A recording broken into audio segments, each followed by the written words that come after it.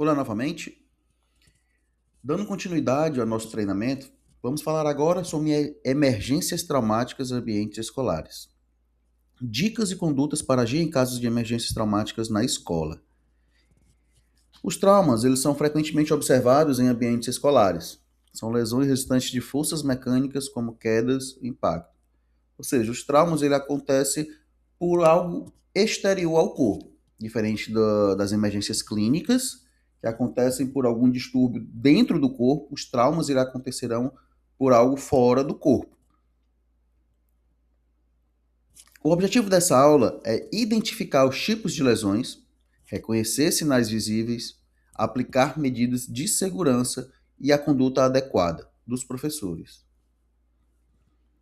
Alguns tipos de lesões nas escolas, ela tem esse percentual aqui, logicamente que não é engessado, né? A gente pegou aqui de uma forma geral, porém, esses são os tipos mais comuns de lesões que acontecem na escola, por isso que a gente está trazendo para vocês. Lesões contusas, ela representa o maior percentual, que são as pancadas, né? Que são os impactos. Também tem lesões cortantes, que são as feridas causadas por objetos afiados. Lesões perfurantes, que resultam de objetos pontiagudos, e aí entra muito prego, lápis, enfim. Fratura, que são quebras ou fissura de ossos, que a gente vai entender um pouco mais à frente os tipos de fraturas que existem. E os entorses, que são lesões em ligamentos. Então, o que são lesões contusas? As lesões contusas são provocadas por impactos que não rompem a pele, resultando em hematomas, inchaço e dor intensa. Elas são muito comuns em situações de pancadas, quedas, colisões. E esse arroxeado ele fica um pouco inchado devido a uma microfissura no vaso sanguíneo, né? Então ali vai virar como se fosse uma microhemorragia dentro do corpo, dando esse sinal de arroxeado, certo? E quais são as condutas que eu devo fazer nesses tipos de lesões? Repouso, compressa fria, né, o gelo, e observar os sinais de dor. Se houver muita dor e a impossibilidade de mover o membro, eu já devo suspeitar de algum tipo de fratura. Vamos para lesões cortantes. Então, lesões cortantes ocorrem devido ao contato com objetos afiados, como metais e vidros, resultando em feridas com bordas regulares. Esse tipo de sangramento, nessas lesões cortantes, ele deve ser observado.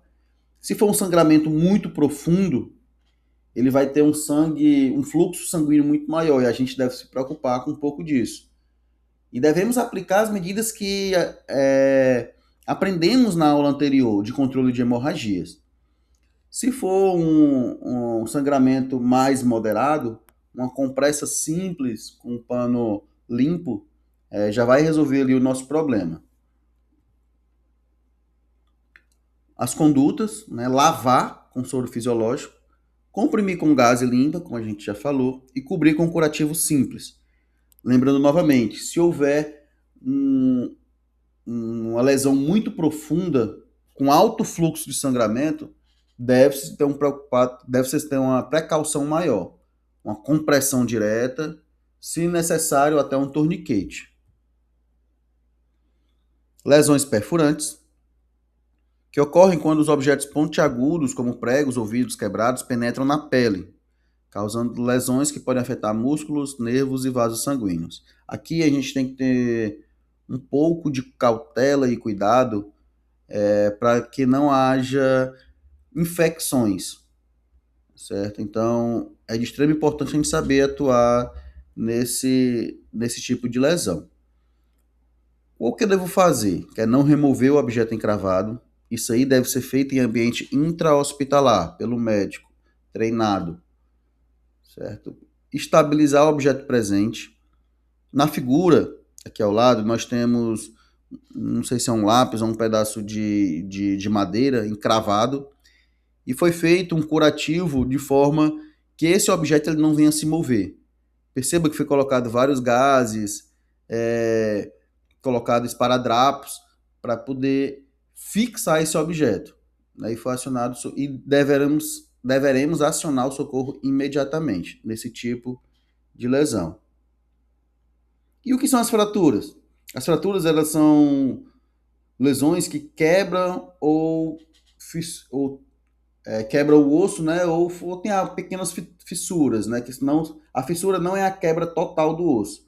Ela quebra uma parte ali e causa uma dor intensa.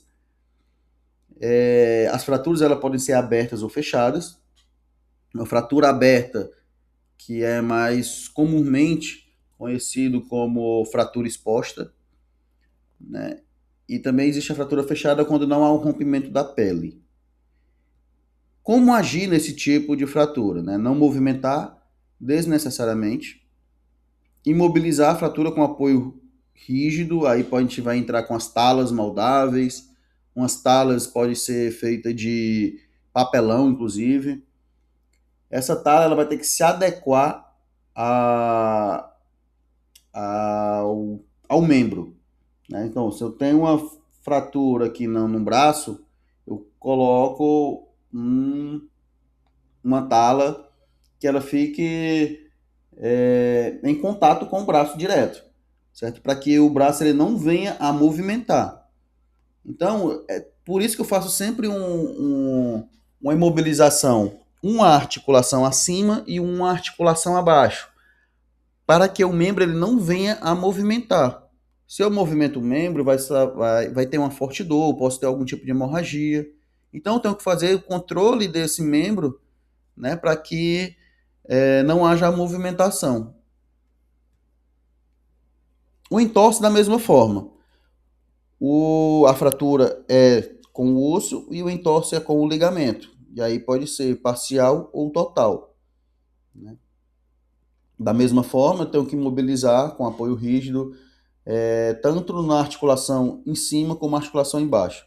Perceba nessa figura, a pessoa ela pode ter aqui tido um entorse no tornozelo. E aí ele fez uma imobilização na articulação acima, nos pés, e uma articulação abaixo, nos pés, e uma articulação acima, que com certeza aqui vai até, já passou da parte da canela e vai até o joelho. E nesses tipos de lesões na escola, é importante a gente sempre fazer o controle das hemorragias. Você aprendeu na aula anterior de como fazer esse controle. Se possível, se necessário, aplicar torniquete. Então, nesta aula, aprendemos sobre os principais tipos de lesões traumáticas que podem ocorrer em ambientes escolares, como contusas, cortantes, perfurantes, fraturas e entorse. E é de fundamental importância que nós, como educadores, estejamos preparados para agir e atuar nesse tipo de situação. Obrigado, nós nos vemos na próxima aula.